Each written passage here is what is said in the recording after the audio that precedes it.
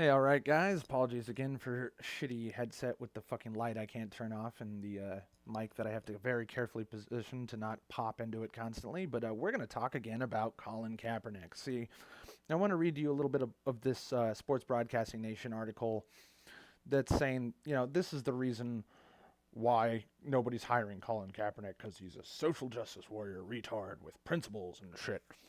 And I decided to compile an actual few citations of reasons why I think it's reasonable that he hasn't been hired. Now, I don't think this article is completely without merit, but I don't think it's fair, and I think it's overly pro Colin Kaepernick for reasons of social justice.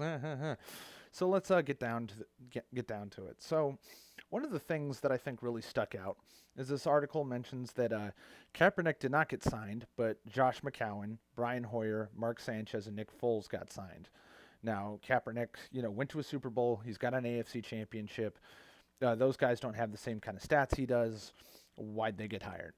Well, the first thing that came to my mind is that those are four basically pocket passers, and now Kaepernick's not exactly a complete dual threat guy, but he did put up a lot of scores and yards on the ground running, and a lot of teams are kind of trying to get away from the whole scrambling quarterback thing. That's a fad that is largely past, but that's a small circumstantial reason. But one thing that really sticks out about that particular comment is yes, Kaepernick has played in two NFC championships and one Super Bowl, which they almost won. So I'm going to get straight into the reasons why I think that maybe Colin Kaepernick doesn't deserve all the credit for that. I've compiled, I think, here 11 reasons. Are you ready? Frank Gore, Michael Crabtree, Randy Moss, Vernon Davis, Joe Staley, Justin Smith, Ahmad Brooks, Navarro Bowman, Alden Smith, Patrick Willis, Dante Whitner. And those are just the ones I decided to write down before I thought, yeah, it's enough megastars. Yeah, dude, he was on a stacked team that they might as well have just about just sent to the Pro Bowl as is. It was a really good team. And I don't think Colin Kaepernick was the best guy on that team. Not by a long shot. Do I think Colin Kaepernick's a bad quarterback? Not really. Do I think he's a good quarterback? Maybe. Do I think he's a great quarterback? No. Okay. We're going to look through a few years of his stats here. I'm going to try to get through these really quickly so I don't bore you with just the raw numbers. Okay, so 2012, the year where, at the end of that season, they went to the Super Bowl. He was in 13 games, started 7 of them. He got 1,800 yards, 8.3 yards a completion, 10 touchdowns, only 3 interceptions, rushed for 415 yards at an impressive 6.6 yards a carry for 5 touchdowns, sacked only 16 times, fumbled 9 times but only lost 2 of them. His win-loss record as a starter was 5-2. Not bad. Now 2013 is where it looked like he might be a franchise guy. Started all 16 games, a pretty respectable 3,197 yards, only 7.7 yards of completion, 21 touchdowns, pretty all right. 8 interceptions, acceptable. Rushed for 524 yards at 5.7 yards carry, 4 touchdowns.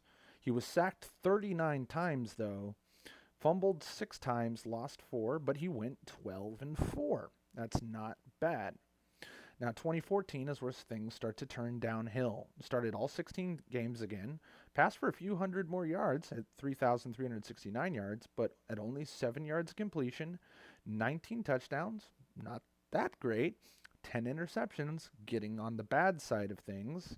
Rushed for a whole nother 639 yards, a career high, at 6.1 yards a carry, pretty good, only 1 touchdown. He was sacked 52 times, fumbled 8 times, lost 5 of them, and went 8-8. Not very good. In 2015, he only started 8 games, 1,600 yards at 6.6 yards completion. That's a career low. 6 TDs, 5 interceptions. That's not a good split there. 256 yards rushing at 5.7 yards a carry, basically a career low. Only 1 rushing touchdown. Sacked 28 times. Fumbled 5 times, only lost 1 of them, but he went 2-6. His last year with them, he started 11 games, This is in the 2016 season. So let's see here. Only 2,241 yards at only 6.8 yards of completion, 16 TDs against 4 interceptions. Not horrible. His QB rating had gone up significantly from the previous year, meaning that he was doing a lot better. But he was sacked 36 times. His rushing yards did go up, but he fumbled 9 times, lost 3 of them. But the main thing that probably hurt him, even though it doesn't appear from the stats that it was entirely his fault, is that the 49ers went 1-10 with him as a starter.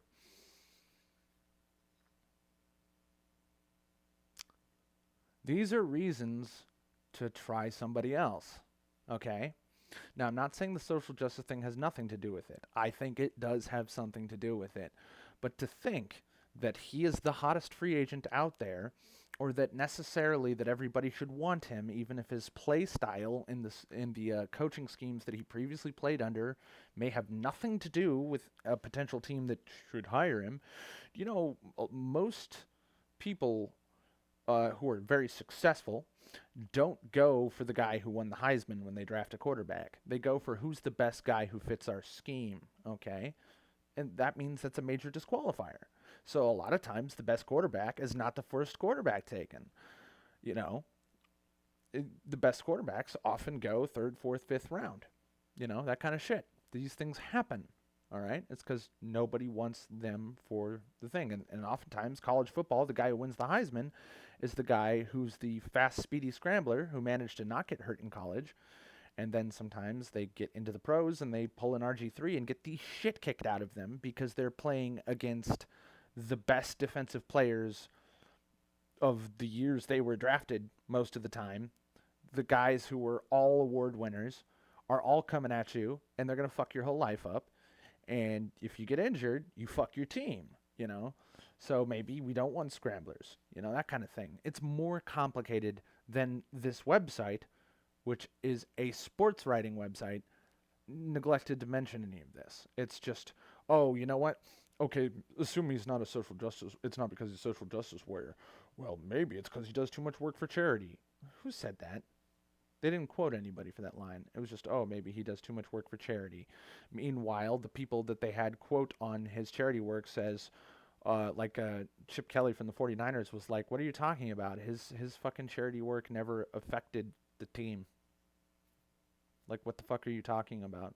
So, that doesn't sound very honest, SB Nation. And then what's the next thing? Oh, he's a vegan. That can be a concern for an athlete. It can definitely affect your strength and conditioning. It can affect you retaining muscle mass and weight. It can affect your athletic cardiovascular endurance. It's definitely not impossible to have a very successful athletic lifestyle as a vegan. There are very many popular athletes who are maybe partially vegetarian, guys like Tom Brady, or say in the UFC, guys like Nate and Nick Diaz. And Nate and Nick Diaz, by the way, also compete in triathlons and marathons for shits and giggles in between fights, so you can't say they're not good athletes. So, however, you know, these are guys who fight at 170 and 155 and are quite skinny. They're not the guys who cut weight. They're the guys who cut like 3 pounds and show up to kick your ass. So they're not the strength and conditioning guys, if you get my drift. I don't want to ramble for too much long about this. What I'm basically saying to you is there are reasons other than he's a douche. However, the last thing is that actually matters, that he's a social justice warrior, BLM supporting douche, okay? When you're a guy who's in a very kind of still conservative-y, American-y fucking organization like the NFL, and you walk around wearing Che Guevara and Fidel Castro shirts, you know, shirts sporting communist, authoritarian, murderous dictators, and you say things like, America is a country where we still hunt black people for fucking sport, where it's just totally okay to murder black people in the streets, which is not true, and, you know, supporting an organization that has a very, very divisive track record bipartisanly in the media. There's a lot of liberals like myself who think BLM is fucking garbage. There's a lot of conservatives libertarians, progressives even, that think BLM is garbage because they're garbage. They're a propaganda group based on lies and very frequently are spouting either communist, Islamic, or racist, anti-white racist propaganda, depending on the particular chapter. You know, these guys do a very great job of being very non-hierarchical, so you can't point to a leader and say, "There, that guy. That's the guy who. It's all his fault." You know, it's a bunch of black collectivist supremacist dumbasses. A lot of the time, I wouldn't say all the time. I don't know if that's fair. It is true that it was founded by two anarcho-communist Muslim black women who basically worship at the ground of a woman called Assata Shakur, who was the godmother of Tupac Shakur. But that's not even her real claim to fame. Her claim to fame is that she murdered a New Jersey State police officer in cold blood, went to prison, escaped prison, and fled to Cuba, and is still currently on the FBI's most wanted list. She is the person who did the "we have a duty to fight, we have a duty to win, we must love and support each other, we have nothing to lose but our chains." Yeah, she coined that little poem thing. She wrote it. So, yeah, a group of people against the police who are inspired by a convicted cop killer gets great press, you know. So, you know, to keep this from droning on any longer, dude, if you can't expect a guy to be a really good team leader and stuff if he's so fucking outspoken and such a fucking Sonny Bono fucking activist celebrity, and not all, some of the nice shit he does, like he's I think a member of the 100 Suits or something. It's some there are people who give parolees and shit suits so they can go to job interviews and look good and shit and not look like fucking ex-cons and shit. That's nice, you know. Not everything he does is horrible, and you know, like most NFL players, he does a lot of charity and activism. It's part of the program. And you know, I don't necessarily think Colin Kaepernick is a bad person, but I think he's probably a bad fit for the NFL anymore. Can I see exactly why people wouldn't hire him? Can I see why people might not like him? Yeah, oh, absolutely.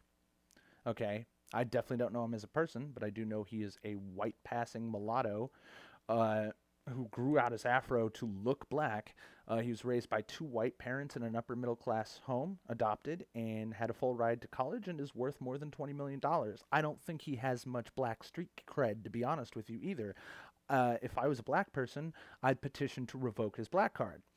So I'm insulted by some of his racial focused activism. I personally, as a person who was not always middle class and actually has been poor, and I have been a racial minority living in areas before, um, I know what it's like to be fucked with because of my skin color, and not just online.